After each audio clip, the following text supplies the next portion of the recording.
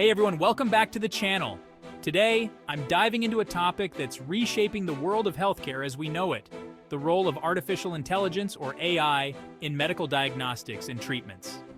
Now, if you're in healthcare, you've probably noticed how AI is starting to pop up everywhere, from radiology labs to research centers. But what's really going on? How is AI transforming the medical field? Let's break it down. Firstly, AI in diagnostics. Imagine a tool that doesn't get tired, can analyze thousands of images in a blink, and has an accuracy rate that often surpasses even the most experienced specialists. That's AI for you. Tools like deep learning algorithms are now being used to read everything from X-rays to MRI scans, spotting abnormalities that the human eye might miss. This isn't just faster, it's potentially life-saving. But it doesn't stop there. AI is also revolutionizing treatment plans. By harnessing vast amounts of medical data, AI systems can predict which treatments are most likely to succeed based on a patient's unique health profile. This is what we call personalized medicine, folks, and it's a game changer. It means treatments are not just effective, but also tailored specifically to each individual. And let's not forget about drug development.